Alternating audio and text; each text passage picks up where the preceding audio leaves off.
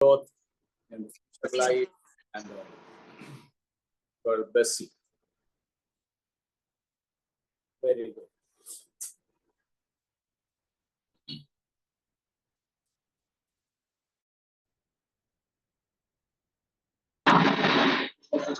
വീണ്ടും ഈ നല്ല സന്ധ്യയ്ക്കായി കർത്താവിന്റെ തിരുനാമത്തിന് വാഴ്വുകൾ അർപ്പിക്കുന്നു.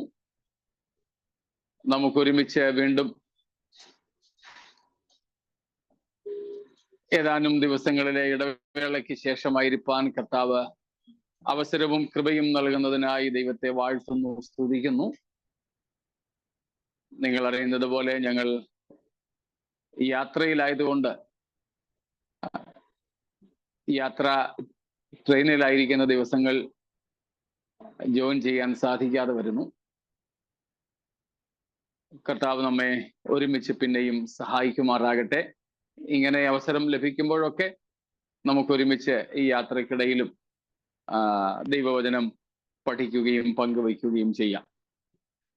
ബഹുമാന്യ കർത്താവിൻ്റെ ദാസന്മാർക്കും എല്ലാ വിശുദ്ധ ഗണത്തിനും യേശു ക്രിസ്തുവിന്റെ നാമത്തിലുള്ള വന്ദനങ്ങളെ സ്നേഹത്തോടെ അറിയിക്കുന്നു. സ്തോത്രം. ഈ പ്രത്യേക സന്ധ്യയിൽ നമ്മൾ പതിവ് പോലെ തിരുവചന ഭാഗത്തേക്ക് നമ്മുടെ ശ്രദ്ധയെ തിരിക്കുന്നു. നമ്മൾ കഴിഞ്ഞ ദിവസം പറഞ്ഞു നിർത്തിയത് ഓർമ്മ കാണുമല്ലോ. സഭ മഹോപദ്രവത്തിലൂടെ പോവുകയില്ല എന്നുള്ളതിന് തെളിവുകൾ എന്തടിസ്ഥാനത്തിലാണ് നാം അത് വിശ്വസിക്കുന്നത്? അല്ലെങ്കിൽ സഭ മഹാപീഡനത്തിലൂടെ പോവുകയില്ല എന്ന് ഞാൻ വിശ്വസിക്കുവാൻ കാരണമെന്ത്? ഇതാണ് നമ്മളിപ്പോൾ പഠിക്കുന്നത്. അതിൽ ചില കാര്യങ്ങൾ നമ്മൾ കണ്ടിരുന്നു. എത്ര കാര്യങ്ങൾ കണ്ടു എന്ന് എനിക്ക് നമ്പറിന്റെ കാര്യത്തിൽ നിശ്ചയില്ല. 6. ഓക്കെ, 6 കാര്യങ്ങൾ. നമ്പർ ഇനി നിങ്ങൾക്ക് ഏറിയോ കുറഞ്ഞു വരുന്നാലും കുഴപ്പമില്ല. ഞാൻ എന്നും പറയുന്നത് പോലെ പോയിന്റ്സ് ഉണ്ടായിരുന്നാൽ മതി. സ്തോത്രം. നമ്മൾ ഏറ്റവും ഒടുവിലായിട്ട് കണ്ടത്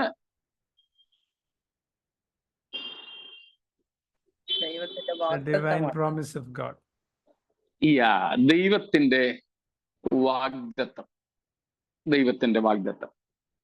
അതിന് നമ്മൾ 1 തെസ്സലോനിക്കർ 1-ാം അധ്യായം 10-ാം വാക്യവും 5-ാം അധ്യായം 9-ാം വാക്യവും റോമർ 5-ന്റെ 9-ഉം ഒക്കെ കാണുകയുണ്ടായി. ഇത്രയും കാര്യങ്ങളിൽ എന്തെങ്കിലും സന്ദേഹങ്ങൾ ഉണ്ടെങ്കിൽ ചോദിക്കാവുന്നതാണ്. ഇല്ലെങ്കിൽ നമുക്ക് തുടരാം.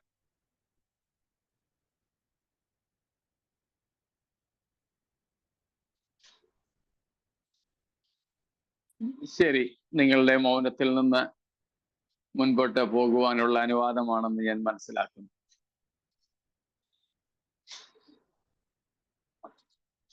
ഇനിയുമുണ്ട് ചില കാര്യങ്ങൾ കൂടെ. നമുക്ക് ആ കാര്യങ്ങളും കൂടെ നോക്കാം. ദൈവത്തിന്റെ വാഗ്ദത്തം എന്ന് നമ്മൾ പറഞ്ഞപ്പോൾ ക്രിസ്തു സഭയ്ക്ക് നൽകിയ വാഗ്ദത്തത്തെയും നമ്മൾ വേറെയായിട്ട് എടുത്തു പഠിച്ചു. പിതാവായ ദൈവം നമുക്ക് നൽകുന്ന വാഗ്ദത്തത്തെയും നമ്മൾ ഇവിടെ നിന്നും കാണുകയുണ്ടായി.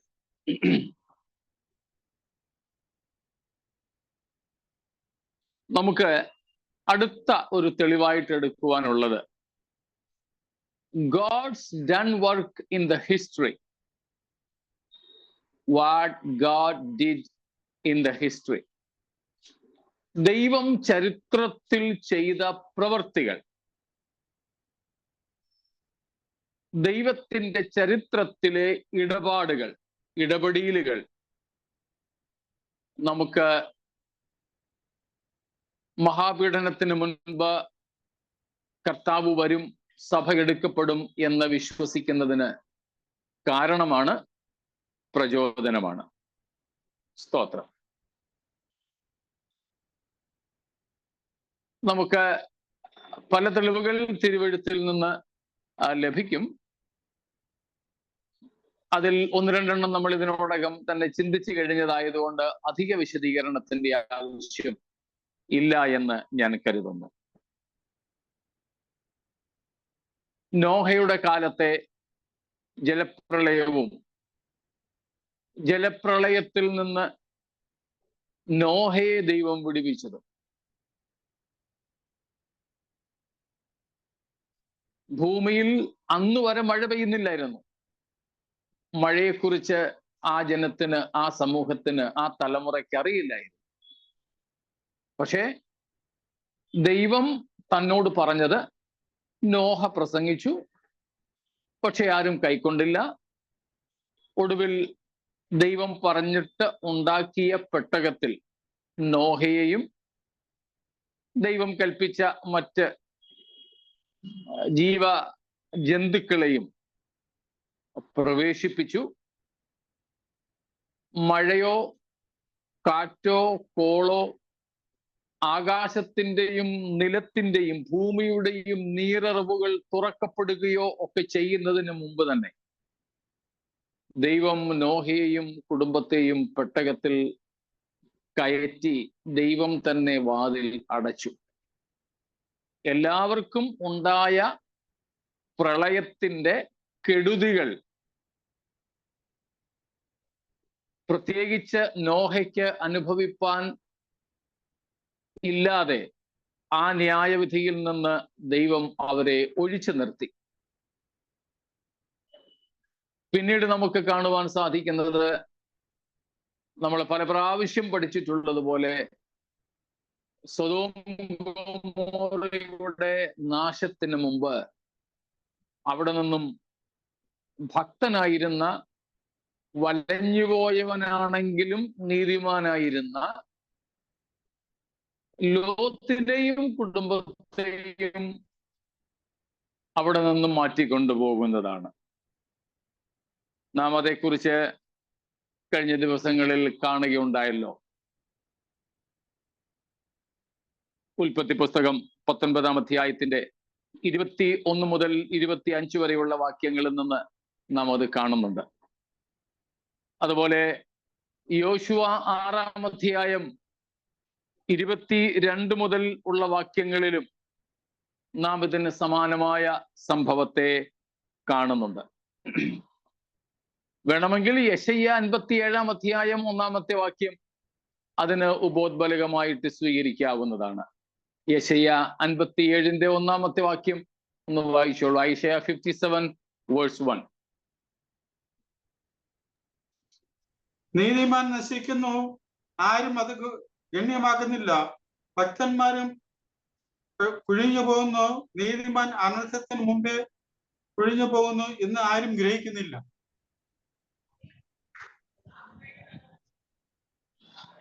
ഇസ്രായേൽ ജനതയുടെ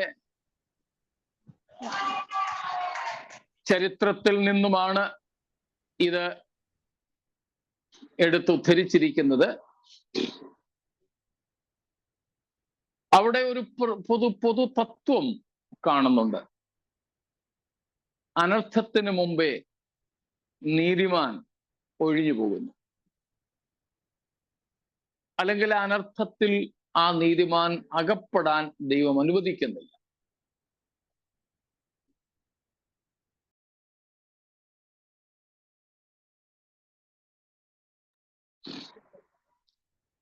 അത് ദൈവത്തിന്റെ പൊതുവായ ഒരു പ്രവർത്തന രീതിയായിട്ട് നമുക്ക് കാണുവാൻ സാധിക്കും. സ്തോത്രം. അപ്പൊ ദൈവം ചരിത്രത്തിൽ ചെയ്ത പ്രവർത്തികൾ ഇതിനെ ഖണ്ഡിച്ചുകൊണ്ട് പോസ്റ്റ് ട്രിബുലേഷൻ വാദഗതിക്കാർ സഭ മഹാപീഡനത്തിലൂടെ പോകും, അതിനുശേഷമേ കർത്താവ് വരൂ, സഭയുടെ എടുക്കപ്പെടിയിൽ ഉണ്ടാവൂ എന്ന് പഠിപ്പിക്കുന്ന പോസ്റ്റ് ട്രിബുലേഷൻ വാദികൾ ഇതിന് ബദലായിട്ടെടുക്കുന്ന ഒരു ചരിത്രമുണ്ട്.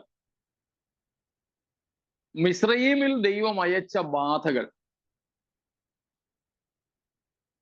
ഇസ്രായേൽ അവിടെ ഉള്ളപ്പോൾ തന്നെയായിരുന്നു.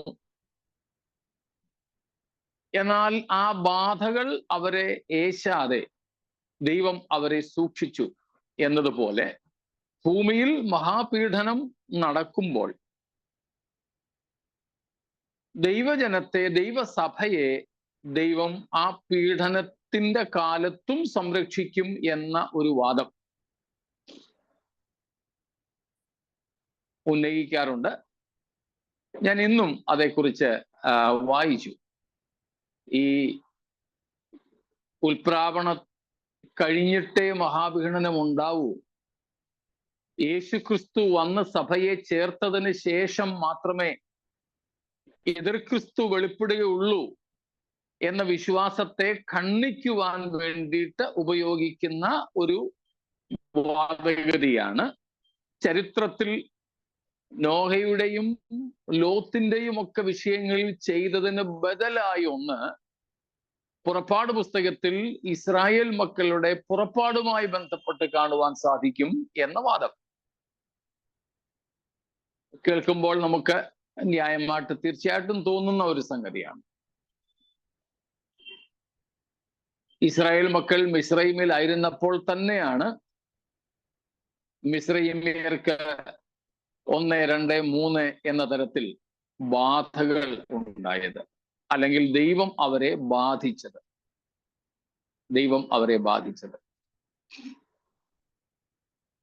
പക്ഷേ മിസ്രൈമ്യർക്കുണ്ടായ ബാധകളൊന്നും ഏശാതെ ഇസ്രായേലിനെ ദൈവം സംരക്ഷിച്ചു. അതേ സ്ഥലത്ത് തന്നെ. അതേ വിഷയം വേണമെങ്കിൽ നോഹയുടെ കാര്യത്തിലും പറയാൻ പറ്റും.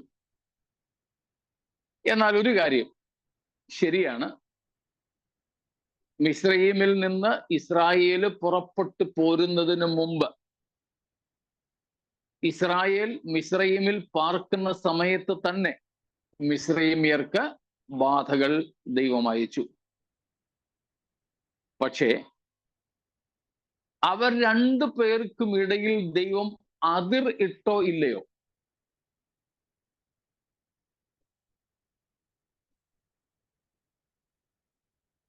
ഇട്ടല്ലോ അല്ലേ? സ്തോത്രം. ഇന്ന് സഭ ലോകത്തിൽ പാർക്കുന്നത് പോലെ അന്ന് ഇസ്രായേൽ മിസ്രൈമ്യർക്കിടയിൽ ചിതറിപ്പാർക്കുന്നവരല്ലായിരുന്നു. യോസേഫിന്റെ കാലത്ത് യാക്കോബിനെയും യോസേഫിന്റെ സഹോദരങ്ങളെയും കുടുംബങ്ങളെയും കൂടെ മിസ്രൈമിലേക്ക് കുടിയേറ്റി പാർപ്പിച്ചപ്പോൾ അവർക്ക് പാർക്കുവാനായിട്ടൊരിടം പ്രത്യേകാൽ വേർതിരിച്ചു. പിന്നീട് ആ സ്ഥലത്ത് തന്നെയാണ് അവർ പാർത്തിരുന്നത്. ഇന്ന് ദൈവസഭാംഗങ്ങൾ, വിശുദ്ധന്മാർ ലോകത്തിൽ എല്ലാ ജാതികൾക്കിടയിലും ചിതറിപ്പാർക്കുന്നത് പോലെ ഉള്ള ഒരു പാർപ്പല്ലായിരുന്നു മിസ്രൈമിൽ ഇസ്രായേലിയർക്ക്. ഇസ്രായേൽ ഒരു കോളനിയായി, ഒരു സമൂഹമായി, ഇസ്രായേൽ ഒരു വിഭാഗമായി ആ രാജ്യത്ത് തന്നെയാണെങ്കിലും മാറ്റി പാർപ്പിക്കപ്പെട്ടിരുന്നത് കൊണ്ട് അപ്പുറത്ത് നടക്കുന്ന വിപത്തുകൾ ഇപ്പുറത്തുള്ള ഇസ്രായേലിനെ ബാധിക്കാതെ അവരെ സംരക്ഷിച്ചു വയ്ക്കുക എന്നത് തികച്ചും സാധ്യമായ കാര്യമായിരുന്നു. എന്നാൽ അതുപോലെ അല്ല ദൈവസഭ. കാരണം എന്താ? ദൈവസഭയ്ക്ക് അനുവദിക്കപ്പെട്ട ഒരു ഭൂമിശാസ്ത്ര സ്ഥലമുണ്ടോ? ഭൂമിശാസ്ത്രപരമായ ഒരു ഇടം ദൈവസഭയ്ക്കായിട്ട് ദൈവം മാറ്റിവെച്ചിട്ടുണ്ടോ? ഇല്ല.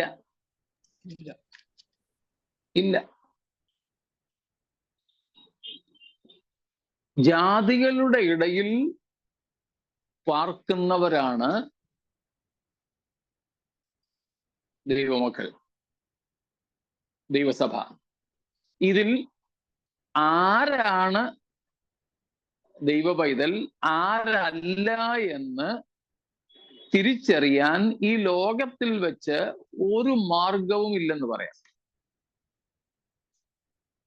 കളയും വിളയും ഒരുമിച്ച് ഏതാണ്ട് ഒരേപോലെ വളർന്നു വരികയാണ്.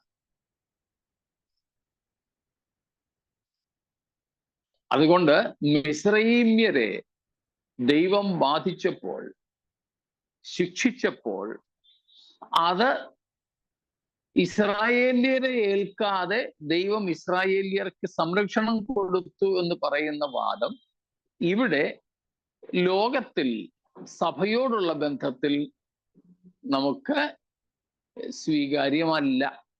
കാരണം ഞാൻ പറഞ്ഞത് മനസ്സിലായി കാണുമല്ലോ, ദൈവസഭ ഭൂമിശാസ്ത്രപരമായി എവിടെയെങ്കിലും പരിമിതപ്പെട്ടിരിക്കുന്നവർ അല്ല.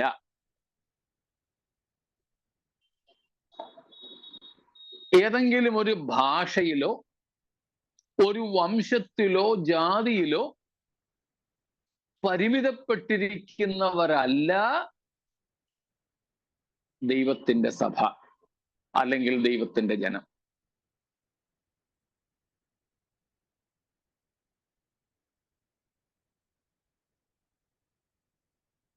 അതുകൊണ്ട് ഇസ്രായേലും മിസ്രയീം എന്നുള്ള ആ പുറപ്പാട് സമയത്തെ ബാധകൾ ഇസ്രായേല്യർക്ക് ബാധിക്കാതെ അവരെ അവിടെ തന്നെ സംരക്ഷിച്ചതുപോലെ ലോകം മുഴുവനും സാർവത്രികമായി ഈ മഹാപീഠം ഉണ്ടാകുമ്പോൾ ദൈവജനത്തെ ഓരോരുത്തരായി അവിടെ സംരക്ഷിക്കുക എന്നുള്ളതല്ല ദൈവത്തിന്റെ പദ്ധതി എന്ന് നാം മനസ്സിലാക്കുക. അതാണ് ദൈവം ചരിത്രത്തിൽ ചെയ്ത പ്രവർത്തികളുടെ തെളിവ് നമുക്ക് സഭ മഹാപീഡനത്തിന് മുമ്പ് എടുക്കപ്പെടും എന്നുള്ളതിന് സഹായകമാണ് എന്ന് പറഞ്ഞത്. ഇത്രയും മനസ്സിലായോ? സംശയങ്ങൾ ഉണ്ടെങ്കിൽ ചോദിച്ചാട്ടെ.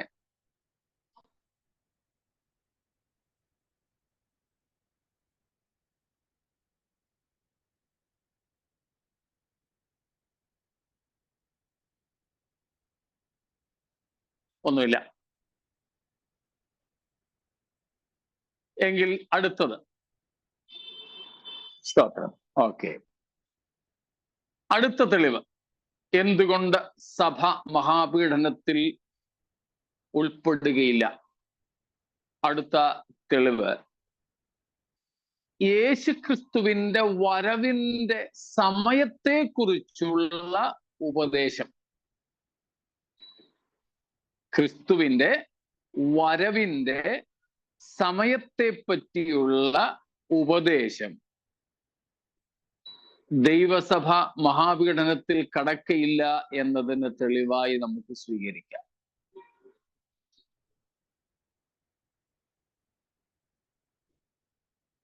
The next proof that the church will not get through or go through the tribulation, it is the indication of the time of the coming of the Lord Jesus Christ. The doctrine, the New Testament doctrine of the time of the coming of the Lord Jesus Christ guarantees us that the church will be caught up before the tribulation starts. ക്രിസ്തു യേശുവിന്റെ മടങ്ങിവരവിന്റെ സമയത്തെക്കുറിച്ച് എന്താണ് നമ്മെ തിരുവെഴുത്ത് പഠിപ്പിക്കുന്നത്? What is the teaching of the time of the Lord's coming? അങ്ങനെ നിങ്ങൾ നിനക്കാത്ത നാഴികയിൽ മനുഷ്യോത്തരം വരുന്നു, അറിഞ്ഞുകൊണ്ട് നിങ്ങൾ ഒതുങ്ങിയിരിപ്പി. സ്തോത്രം.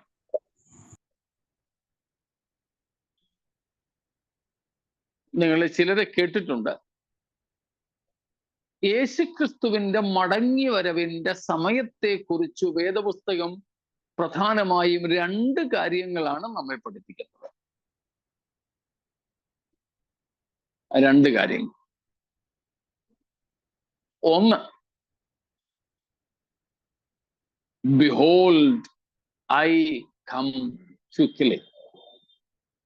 Behold I come quickly. ഇതാ ഞാൻ വേഗം വരുന്നു. കർത്താവിന്റെ വരവിൻ സമയത്തെക്കുറിച്ചുള്ള പുതിയ നിയമ ഉപദേശം 2 പ്രധാന കാര്യങ്ങൾ. അതിലൊന്ന് കർത്താവ് വേഗം വരുന്നു എന്ന ഉപദേശമാണ്. Christ is coming quickly, coming soon.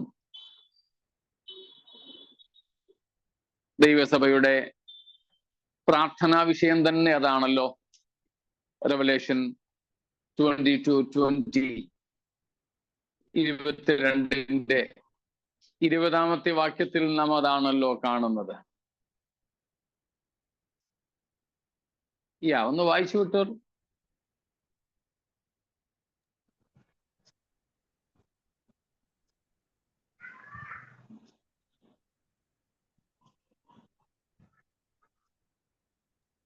യേശു കർത്താവ് യോഹന്നാനോട് പറയുകയാണ്, ഇത് സാക്ഷീകരിക്കുന്നവൻ ഇതാ ഞാൻ വേഗം വരുന്നു എന്ന് അരുളി ചെയ്യുന്നു.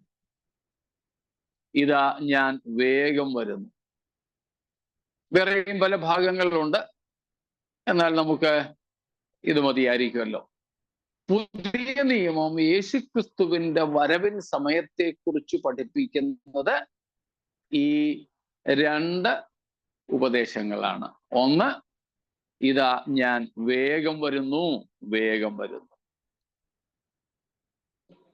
യേശുക്രിസ്തു വേഗം വരുന്നു എന്ന് പറയുന്ന ഉപദേശത്തിന് യോജിക്കുന്നതല്ല മഹാപീഡനം കഴിഞ്ഞിട്ടേ യേശു വരൂ എന്ന് പറയുന്ന ഉപദേശം.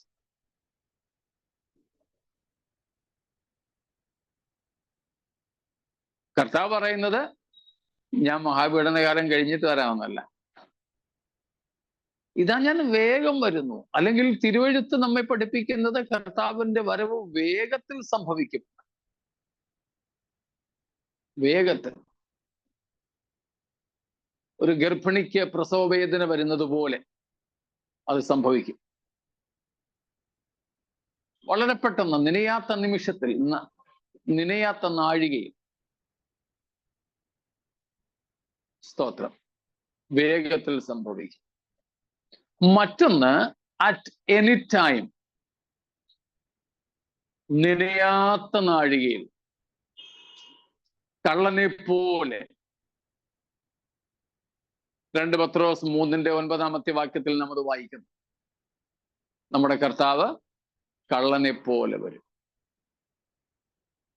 ഈ 2 ഉപദേശങ്ങൾ കർത്താവിന്റെ വരവിന്റെ സമയത്തെക്കുറിച്ച് തിരുവെഴുത്ത് നമ്മെ പഠിപ്പിക്കുന്നു. അവൻ വേഗം വരും, അവൻ എപ്പോൾ വേണമെങ്കിലും വരും, ഏത് നിമിഷത്തിലും വരാം. അതുകൊണ്ടാണ് നമ്മൾ ഈ വെളിപ്പാട് പുസ്തകത്തിന്റെ എനിക്ക് തോന്നുന്നു 4-ാം അധ്യായത്തിലായിരുന്നു, അതോ വെളിപ്പാട് പുസ്തകത്തിന്റെ ആദ്യ സമയങ്ങളിലാണ് നമ്മളൊരു കാര്യം പറഞ്ഞു. യേശുക്രിസ്തുവിന്റെ മേഘപ്രത്യക്ഷതയ്ക്ക് വേണ്ടിയുള്ള അടയാളങ്ങൾ ഒന്നും കർത്താവ് അങ്ങനെ തന്നിട്ടില്ല. ഓർമ്മ കാണുമായിരിക്കുമല്ലോ നിങ്ങൾക്ക്. ലക്ഷണങ്ങൾ നമുക്ക് തന്നിട്ടുള്ളതെല്ലാം കർത്താവ് ഭൂമിയിലേക്ക് വരുന്നതിനെ കുറിച്ചാണ്. ആ വരവിനെ പറ്റിയുള്ള ലക്ഷണങ്ങൾ, അടയാളങ്ങളൊക്കെ കർത്താവ് നമുക്ക് തന്നിട്ടുണ്ട്. നമ്മൾ കാത്തിരിക്കുന്നത് അങ്ങനെയുള്ള ഒരു വരവിന് വേണ്ടി അല്ല. സ്തോത്രം.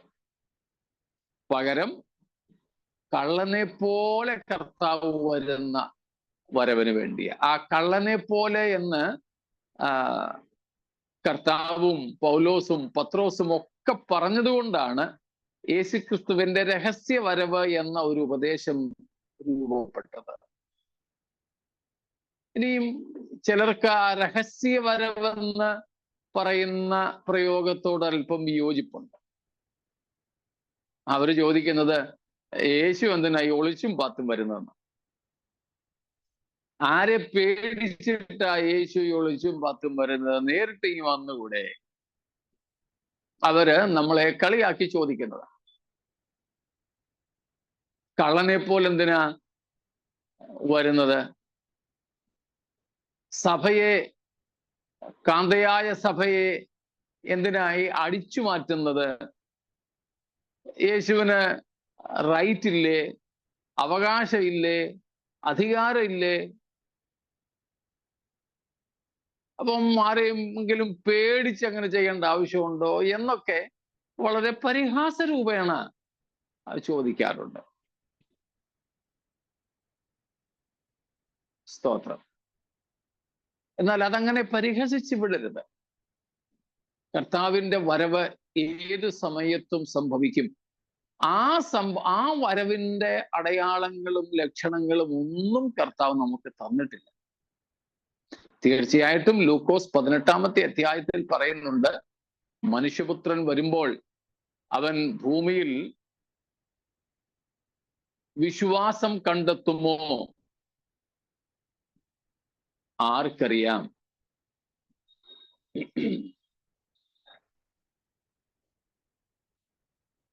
അപ്പോൾ വിശ്വാസത്യാഗം എന്നുള്ളത് ഒരു ലക്ഷണമായിട്ട് നമുക്ക് ലൂക്കോസ് 18-ൽ നിന്നും മനസ്സിലാക്കാം. ഏതാണ്ട് 2 തെസലോനിക്കർ 2-ാമത്തെ അധ്യായത്തിൽ പൗലോസും ആ വിശ്വാസത്യാഗം എന്നുള്ളത് പറയുന്നുണ്ട്. അങ്ങനെ ഒരു ലക്ഷണം നമുക്ക് വേണമെങ്കിൽ അവിടെ നിന്നും അടയാളമായിട്ട് കണ്ടുകിട്ടും. അതല്ലാതെ ലൂക്കോസ് 21-ലോ മർക്കോസ് 13-ലോ മത്തായി 24-ലോ ഒക്കെ പറയുന്ന ലക്ഷണങ്ങൾ യേശുക്രിസ്തുവിന്റെ രഹസ്യ വരവുമായി ബന്ധപ്പെട്ടതല്ല. അതിൽ ചുരുക്കം ചില വാക്യങ്ങൾ രഹസ്യവരവുമായി ബന്ധപ്പെട്ടത് നമുക്ക് മനസ്സിലാക്കാൻ പറ്റും. പക്ഷേ നമുക്ക് ബാക്കിയുള്ള ഭാഗങ്ങൾ പൊതുവെ പറഞ്ഞാൽ ആ 3 അധ്യായങ്ങളിലും കർത്താവ് പറയുന്നത് കർത്താവിന്റെ ഭൂമിയിലേക്കുള്ള വരവിനെ കുറിച്ചും ഇസ്രായേലിനെ കർത്താവ് യഥാസ്ഥാനപ്പെടുത്തുന്നതിനെ കുറിച്ചും ഒക്കെ. അതുകൊണ്ട് ഈ 2 ഉപദേശങ്ങൾ, കർത്താവിന്റെ വരവിൻ സമയത്തെക്കുറിച്ചുള്ളത് നമ്മൾ മറക്കരുത്. കർത്താവ് വേഗം വരും. 2, ഏത് സമയത്തും വരും. ആ ഏത് സമയത്തും എന്നുള്ളത് കൊണ്ടാണ് രഹസ്യവരവെന്ന് പറഞ്ഞിരിക്കുന്നത്. അപ്പോൾ ഈ കർത്താവിന്റെ വരവിന്റെ സമയത്തെക്കുറിച്ചുള്ള ഉപദേശമനുസരിച്ച് നമുക്ക് വിശ്വസിക്കുവാൻ, മനസ്സിലാക്കുവാൻ കഴിയുന്ന കാര്യമാണ് എന്ത്? ദൈവത്തിന്റെ സഭ മഹാപീഡനത്തിന് മുമ്പ് എടുക്കപ്പെടും എന്നുള്ളത്. യേശുക്രിസ്തു സഭയ്ക്ക് വേണ്ടി മണവാളനായി ഏതു സമയത്തും വരാം എന്നുള്ളത് ഈ പോസ്റ്റ് ട്രിബുലേഷൻ വാദത്തിന്റെ, സഭ മഹാപീഡനത്തിലൂടെ പോവും, മഹാപീഡനം കഴിഞ്ഞിട്ടേ കർത്താവ് വരൂ എന്ന് പഠിപ്പിക്കുന്ന ആ ഒരു വിഭാഗത്തിന്റെ ഒരു വലിയ അപകടവും ഈ ഉപദേശം തന്നെയാണ്. ഇപ്പൊ മഹാപീഡനത്തിലൂടെ സഭ പോയ ശേഷമേ കർത്താവ് വരികയുള്ളൂ, സഭ എടുക്കപ്പെടുകയുള്ളൂ എങ്കിൽ കൃത്യമായി നമുക്ക് കണക്ക് കൂട്ടാം യേശു ഏത് ദിവസം വരുമെന്ന്. 42 മാസമെന്നും 1260 ദിവസമെന്നും ഒക്കെയുള്ള പല കണക്കുകൾ, ദിവസങ്ങളുടെ നാഴിക വിനാഴിക കുറിച്ച് ബൈബിൾ പറയുമ്പോൾ മഹാപീഡനത്തിന് ശേഷമേ കർത്താവ് വരികയുള്ളൂ എങ്കിൽ ആ സമയം വളരെ കൃത്യമായി നമുക്ക് മനസ്സിലാക്കാം. അത് യേശുക്രിസ്തു ഏത് നിമിഷവും വരാം, കള്ളനെ പോലെ വരാം, നനയാത്ത നാഴികയിൽ വരാം എന്നൊക്കെയുള്ള വേദപുസ്തക ഉപദേശത്തിന് കടയ്ക്കൽ കത്തിവെക്കുന്നതാണ്. അത് ഒരു ഭീകരമായ ദുരുപദേശമായി തന്നെ മനസ്സിലാക്കണം. സ്തോത്രം. മനസ്സിലായോ ഈ കാര്യം?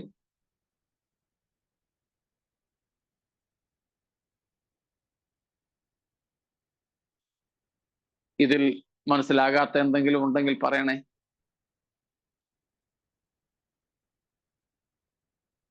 ഇപ്പം പറഞ്ഞ ഭാഗം ഒന്നോടും. ഏറ്റവും ഒടുവിൽ പറഞ്ഞതോ അതോ ഈ പോയിന്റ് മൊത്തമോ? ഏറ്റവും ഒടുവിൽ പറഞ്ഞു. മഹാപീഡനം കഴിഞ്ഞിട്ട് കർത്താവ് വരികയും സഭ എടുക്കപ്പെടുകയും ഉള്ളൂ എന്ന് നമ്മൾ വിശ്വസിച്ചാൽ അത്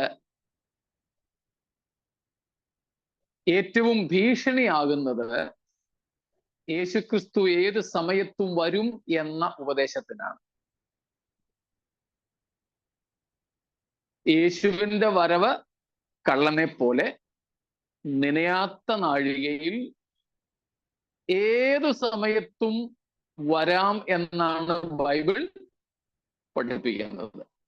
യേശുക്രിസ്തു പഠിപ്പിച്ചതും അപ്പോസ്തലന്മാർ പഠിപ്പിച്ചതും ദൈവസഭ കാത്തിരുന്നതും. ആവർത്തിക്കുന്നു, യേശു പഠിപ്പിച്ചതും അപ്പോസ്തലന്മാർ പഠിപ്പിച്ചതും ആദിമ ദൈവസഭ പ്രത്യാശിച്ചിരുന്നതും യേശുവിൻ്റെ വരവ് ഏത് സമയത്തും സംഭവിക്കാം. നനയാത്ത നാഴികയിൽ അത് സംഭവിക്കാം. എത്രയും പെട്ടെന്ന് അത് സംഭവിക്കാം എന്നാണ്. എന്നാൽ പോസ്റ്റ് ട്രിബുലേഷൻ, മഹാപീഡനത്തിന് ശേഷമേ കർത്താവ് വരൂ, സഭയെടുക്കപ്പെടുകയുള്ളൂ എന്ന് പഠിപ്പിക്കുന്നവരുടെ ഉപദേശം ഈ ഉപദേശത്തിന് കടകവിരുദ്ധമാണ്. അങ്ങനെയാകുമ്പോൾ യേശുവിൻ്റെ വരവ് എപ്പോൾ സംഭവിക്കുമെന്ന് നമുക്ക് കണക്ക് കൂട്ടാൻ പറ്റും. അവർ പറയുന്നത് ശരിയാണ് എങ്കിൽ, മഹാപീഡനത്തിലൂടെ സഭ പോകും എങ്കിൽ നമുക്ക് കണക്ക് കൂട്ടാൻ പറ്റും യേശു എന്ന് വരും. കാരണം 7 വർഷത്തിന്റെ കണക്കും 3.5 വർഷത്തിന്റെ കണക്കും 42 മാസത്തിന്റെ കണക്കും 1260 ദിവസങ്ങളുടെ കണക്കുമൊക്കെ വളരെ കൃത്യതയോടെ പറഞ്ഞിരിക്കുന്നത് കൊണ്ട് ഒന്ന് ഇരുന്ന് കൂട്ടിയാൽ മതി നമുക്ക് യേശുവിൻ്റെ വരവിൻ്റെ ദിവസത്തെ എക്സാക്റ്റ് ആയിട്ട് കൃത്യമായി തന്നെ പറയാൻ പറ്റും. ഇനി അല്ലെങ്കിൽ വലിയ വ്യത്യാസം ഇല്ലാതെ പറയാനായിട്ട് സാധിക്കും. അങ്ങനെ ബൈബിൾ യേശുവിൻ്റെ വരവ് എപ്പോൾ വേണമെങ്കിലും സംഭവിക്കാം എന്ന് പഠിപ്പിച്ചിരിക്കെ അല്ലെങ്കിൽ പഠിപ്പിക്കുന്നത് കൊണ്ട് ആ മഹാപീഡനം കഴിഞ്ഞേ കർത്താവ് വരൂ എന്ന് പറഞ്ഞാൽ ആ ഉപദേശത്തിന് വിരുദ്ധമാണെന്നാണ് ഞാൻ ഏറ്റവും ഒടുവിൽ പറഞ്ഞത്.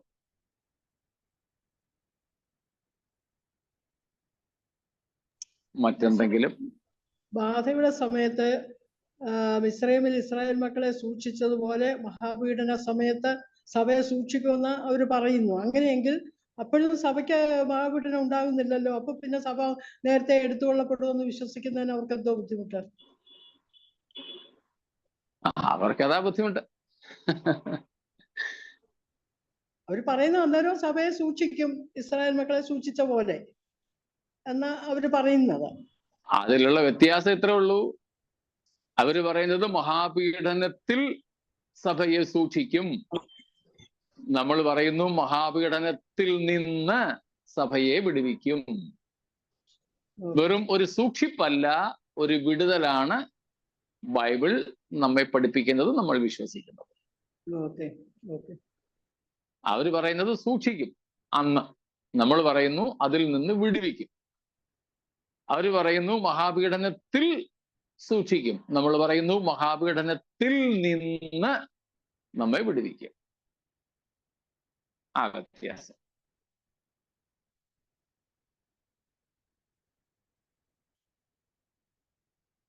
മറ്റെന്തെങ്കിലും? രണ്ടുപേരും തിരികല്ലിൽ പൊടിച്ചുകൊണ്ടിരിക്കും, രണ്ടുപേരും വയലിലിരിക്കും. ആ ഭാഗം എപ്പോഴാ? ആ ഭാഗത്തേക്ക് നമുക്ക് വരാം. ഈ ഖണ്ഡനത്തിന്റെ സമയങ്ങളിൽ ആ ഭാഗത്തേക്ക് വരുന്നുണ്ട് നമ്മള്.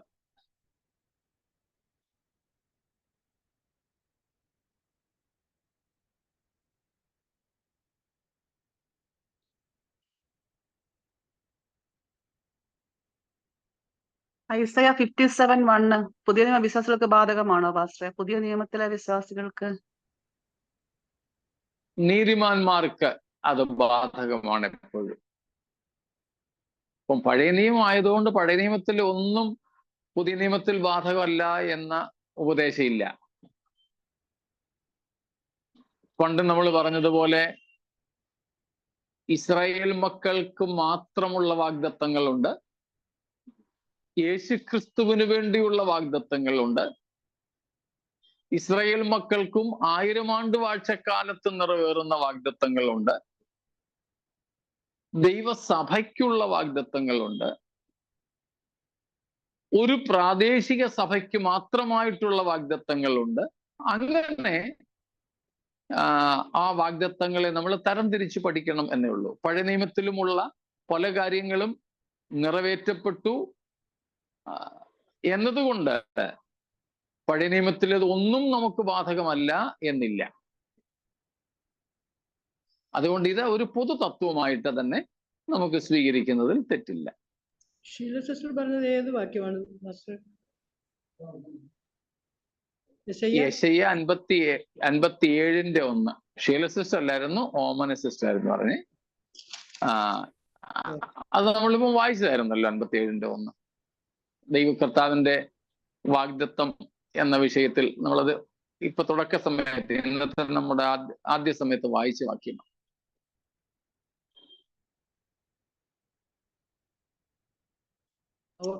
ഓക്കെ മനസ്സിലായി, ഇന്ന് വായിച്ചാൽ ശരി.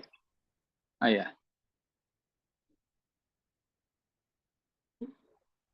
ശരി, മറ്റ് ചോദ്യങ്ങളൊന്നും ഈ വിഷയത്തിൽ ഇല്ല എങ്കിൽ നമുക്ക് മുൻപോട്ട് പോകാം.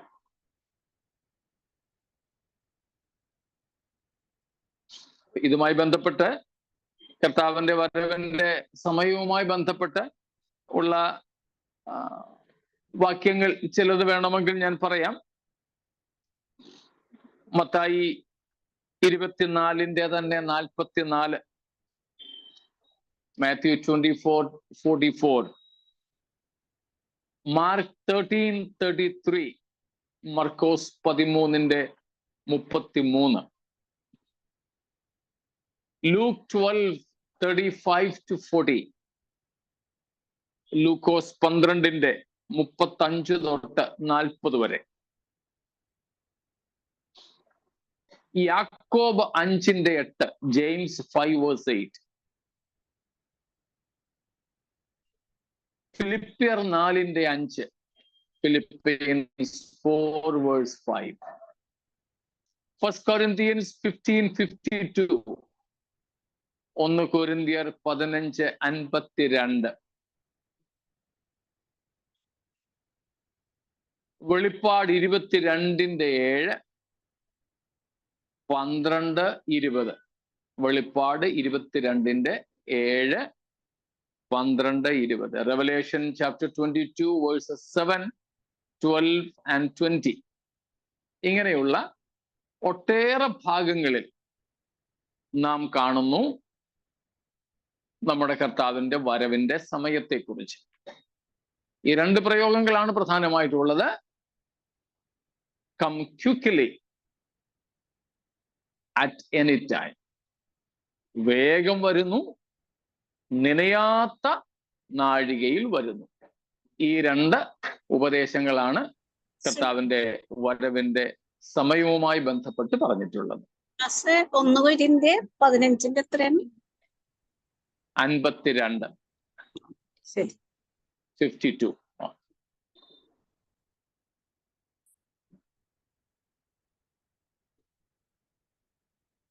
ശരി, അടുത്തത്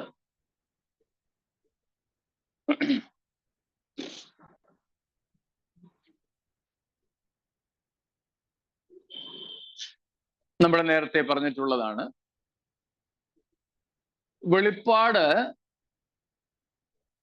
1, 2, 3 അധ്യായങ്ങളിലായി 19 പ്രാവശ്യം ദൈവസഭയെ പരാമർശിക്കുന്നുണ്ട്.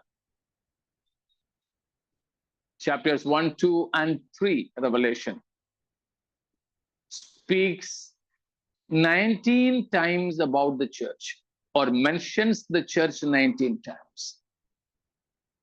ആദ്യത്തെ 3 അധ്യായങ്ങൾ ദൈവസഭ എന്ന് 19 പ്രാവശ്യം പറയുമ്പോൾ 4-ാം അധ്യായം മുതൽ പിന്നെ ആ പ്രയോഗമേ ഇല്ല, 19-ാം അധ്യായം വരെ. ഇതിനെ ഒരു ഉപദേശമായിട്ടെടുക്കാൻ പറ്റില്ലെങ്കിലും ബാക്കി കാര്യങ്ങളോട് ഇതും കൂടെ ചേർത്ത് വയ്ക്കാമെന്നേ ഉള്ളൂ. ഇതിന്റെ ഈ ഒരു 4-ാം അധ്യായം മുതൽ 18-ാം അധ്യായം വരെ സഭ എന്ന പദം കാണുന്നില്ല എന്നത് ഈ ഒരു ഉപദേശ രൂപീകരണത്തിന് പര്യാപ്തമായ തെളിവല്ല.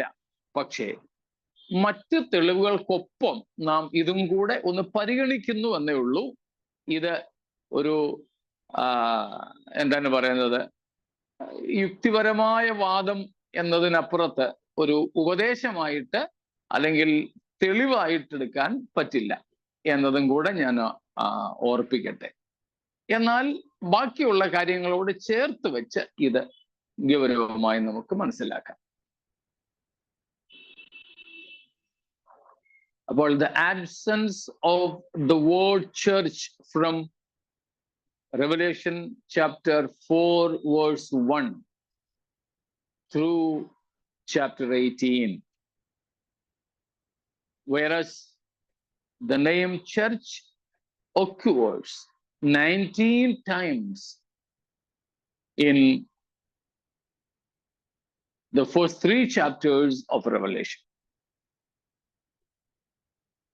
But it is not a strong evidence or proof to prove our doctrine, but we can take it complementarily.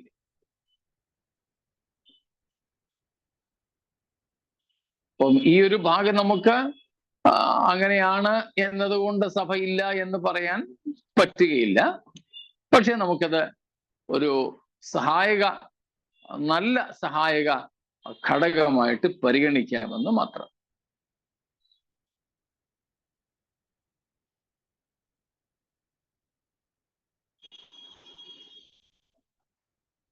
സ്തോത്രം. എങ്കിൽ അടുത്ത ഒരു കാര്യവും കൂടെ പറഞ്ഞ് നമുക്ക് നിർത്താം.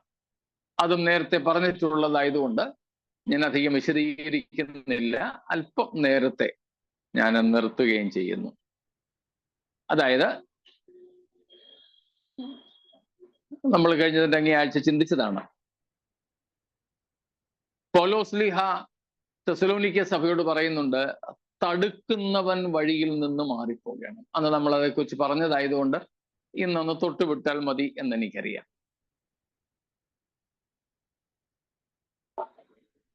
തടുക്കുന്നവൻ വഴിയിൽ നിന്നും മാറുക. ആരാണ് തടുക്കുന്നത് എന്നതിനെ കുറിച്ച് നമുക്കവിടെ വ്യക്തമായ സൂചനകളില്ല. അല്ലെങ്കിൽ ബൈബിൾ അഥവാ പൗലോസ്ലീഹ അവിടെ ആരാണ് തടുക്കുന്നതെന്ന് എടുത്തു പറയുന്നില്ല. എന്നാൽ അതിനുള്ള ഏറ്റവും മുഖ്യമായ സാധ്യതകളെ പറ്റി നമ്മൾ പഠിച്ചു.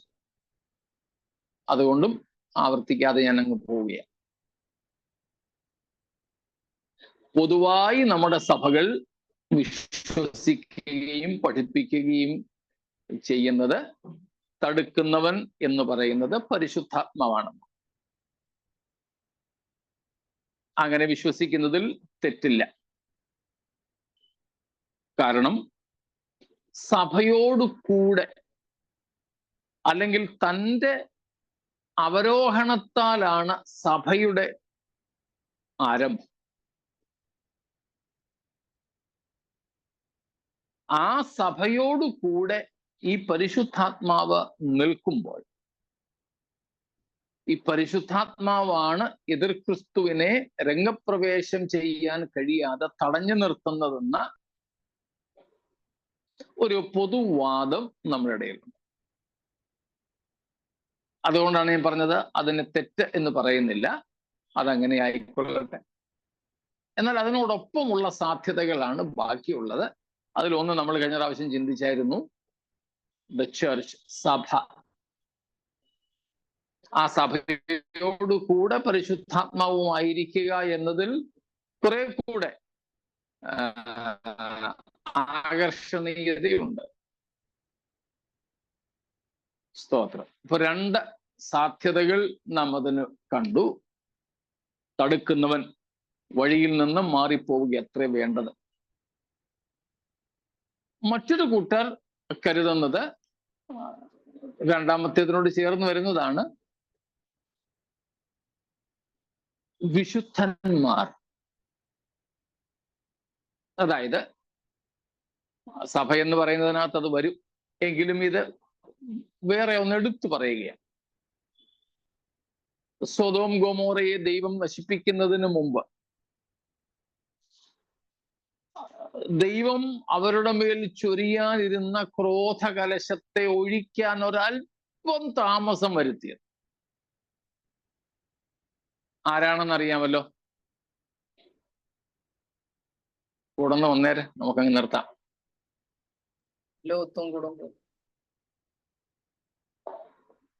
അല്ല, അതിനു മുമ്പ് അബ്രഹാം. ലോത്തിന് വേണ്ടി ഇടിവിൽ നിന്ന അബ്രഹാം.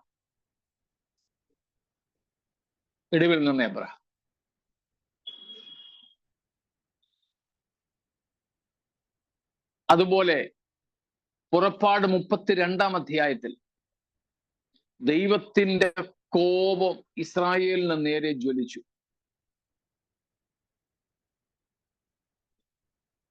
എന്നിട്ട് മോശയോട് പറഞ്ഞു, ഞാൻ നിന്നെ വലിയൊരു ജാതിയാക്കും.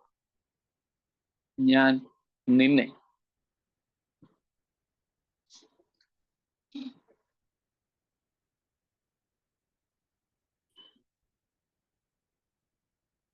മോശയോട് ദൈവം പറയുകയാണ്, ഞാൻ നിന്നെ വലിയൊരു ജാതിയാക്കും. പക്ഷെ അതിനു മുമ്പ് ഒരു കാര്യം പറഞ്ഞു, എന്നെ ഇപ്പോൾ വിടുക. ഇസ്രായേൽ ഒരു ജാതിയായിരിക്കാതെ വണ്ണം ഞാൻ അവരെ മുടിച്ചു കളയും.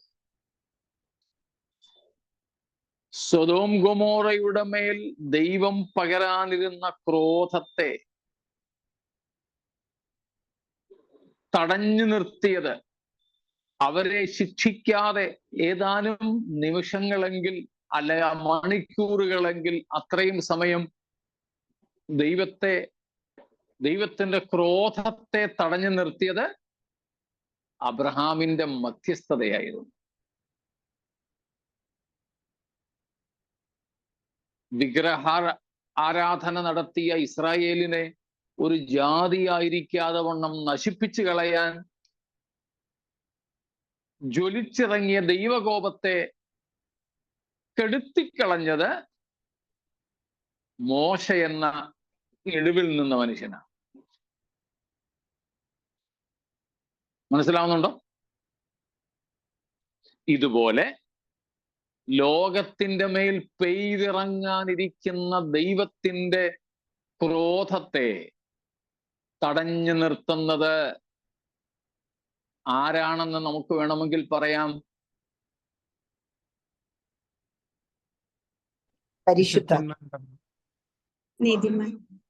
വിശുദ്ധന്മാരുടെ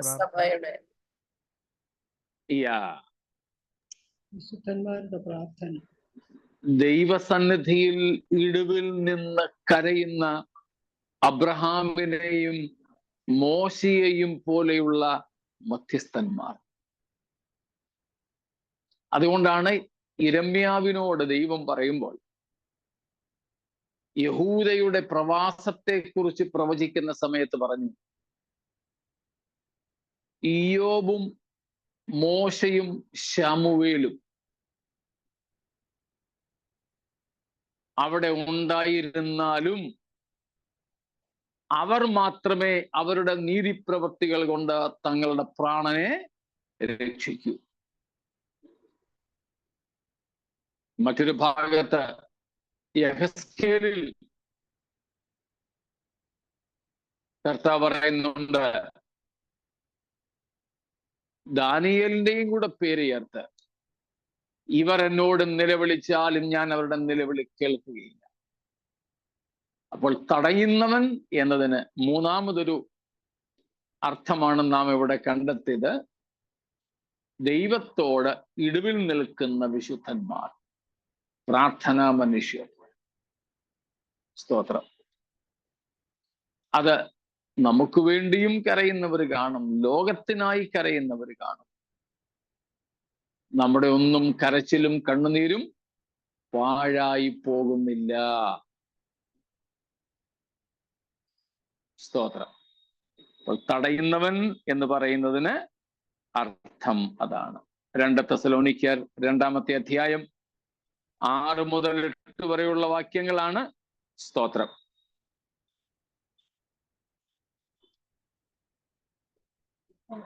ഉൽപ്പത്തി പുസ്തകം 6-ാം അധ്യായം 3-ാമത്തെ വാക്യം പറയുന്നു, എൻ്റെ ആത്മാവ്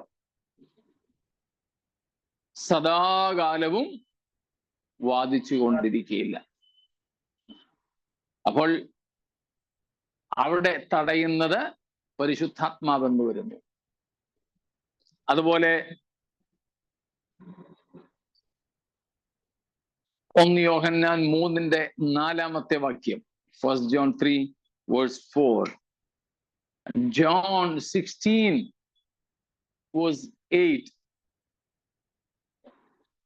യോഹന്നാൻ 16:8 പരിശുദ്ധാത്മാവിന്റെ പ്രവൃത്തിയെക്കുറിച്ച് പറയുകയാണ്. അവൻ വന്ന് പാപത്തെക്കുറിച്ചും നീതിയെക്കുറിച്ചും ന്യായവിധിയെക്കുറിച്ചും ബോധം വരുത്തും. അപ്പോൾ പരിശുദ്ധാത്മാവ്, ദൈവസഭ, ഇടിവിൽ നിൽക്കുന്ന വിശുദ്ധന്മാർ എന്ന 3 പ്രധാന അർത്ഥങ്ങൾ നമുക്കവിടെ കണ്ടെത്താനായിട്ട് കഴിയും. അപ്പോൾ ഇന്നും പരിശുദ്ധാത്മാവ് സഭയോടുകൂടെ ഉണ്ട്. എന്നാൽ അന്ന് പരിശുദ്ധാത്മാവിന്റെ പ്രവർത്തനം വ്യത്യസ്തമായിരിക്കുമെന്ന് നമ്മൾ മനസ്സിലാക്കുന്നു. അപ്പൊ ഈ കാരണങ്ങളൊക്കെ സഭാമഹാപീഡനത്തിലൂടെ കടന്നു പോവുകയില്ല എന്നതിന് നമുക്ക് തെളിവായി സ്വീകരിക്കുവാൻ കഴിയുന്നതാണ്. ഏതാനും ചിലതും കൂടെ ഉണ്ട്. അത് നമുക്ക് അടുത്ത ക്ലാസ്സിൽ ആകാമെന്ന് കർത്താവിൽ ആഗ്രഹിക്കുന്നു.